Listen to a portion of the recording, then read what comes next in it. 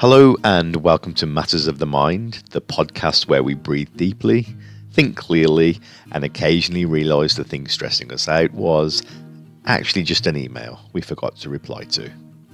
I'm your host, Scott Baldwin, and today we'll be diving into something which I'm sure we've all experienced at one point or another, and that's stress. So, what is it? Why do we feel it? And how can we manage it without needing to run away and live in the woods, as tempting as that may be? So let's take a deep breath. Inhale, exhale, and let's get started.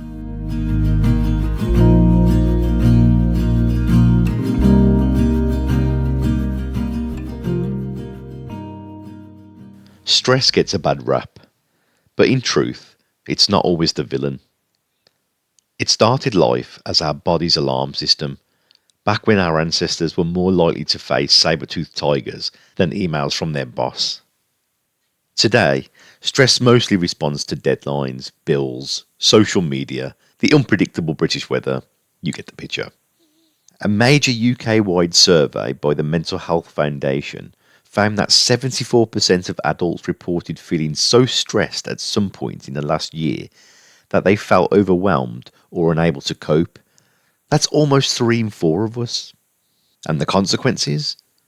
Not just a bit of worry. 46% said they ate more or less healthily because of stress. 51% reported feeling depressed. And 61% said they felt anxious. That's serious stuff. Stress isn't just a passing grump. It affects what we eat, how we feel, how we sleep, and whether we wake up thinking, why is the world still spinning?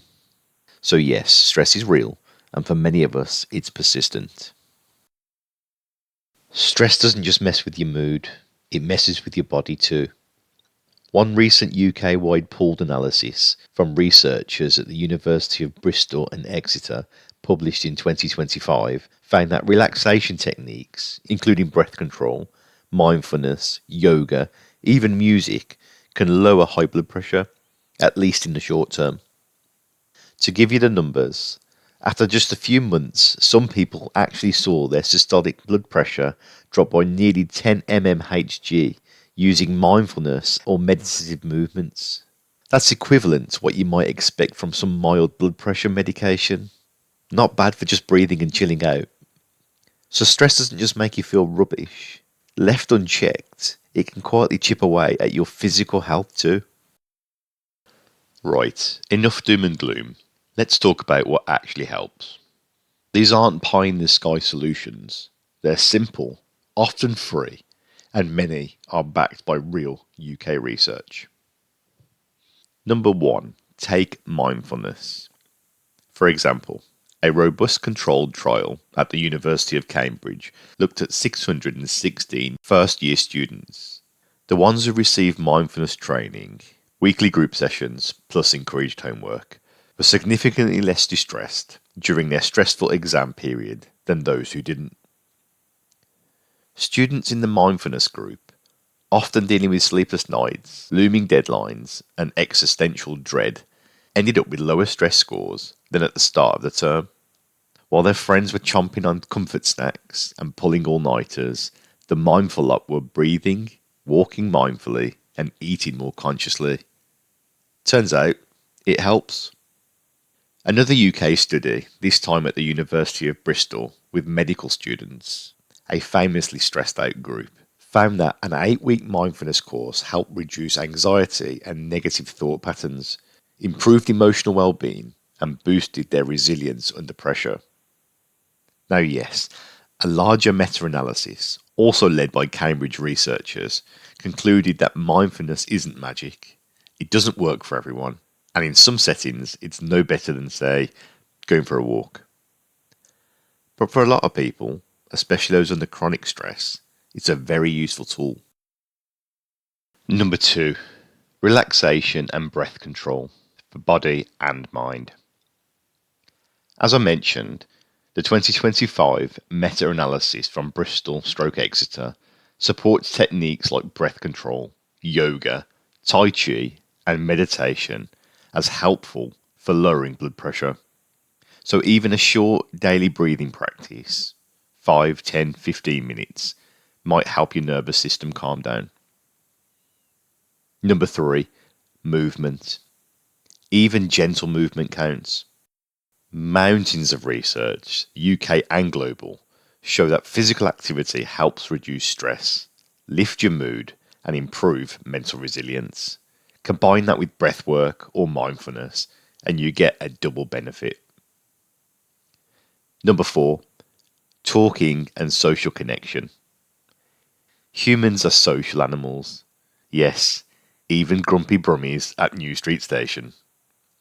A UK Ireland study during COVID found that people who engaged with community support initiatives to help others reported feeling calmer afterwards. Helping others, volunteering, even small acts of kindness, it turns out that's good for the helpers as well. Number 5, rest, sleep, boundaries. If your brain is running like a hamster on a coffee high, nothing else will stick. Stress and poor sleep often feed into each other. So protecting your time for rest, saying no to overcommitting, and giving yourself permission to switch off is underrated and, more importantly, essential. Sometimes, no matter how many breaths we take, how many mindful walks we have, we still struggle. That's because the stress we face isn't just work is annoying, but chronic long hours, financial strain, big life changes, or mental health issues. If you're feeling persistently overwhelmed, anxious, down, or are noticing physical symptoms like disturbed sleep or high blood pressure, it might be worth talking to someone. The best place to start would be a GP. They may then refer you to an NHS mental health service or a qualified counsellor. You don't need to wait until things are really bad. Think of it as maintenance, like servicing your car before it breaks down. Here's the good news. Stress is part of being human, but it doesn't have to run the show. You don't need to revamp your life, move to a cottage, or become a full-time meditator, though that could be fun. Sometimes it's all about small steps. A few deep breaths, a mindful walk, a chat with a friend, a restful night's sleep. If you try one or two of these and see how they feel, you might be surprised how much of the attention lifts.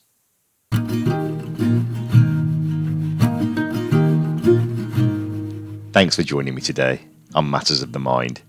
If this episode helped you breathe a little easier, or even made you crack a smile, please share it with your friends or family, or leave a review. Until next time, remember, even on your busiest day, you deserve calm, peace, and a cup of tea.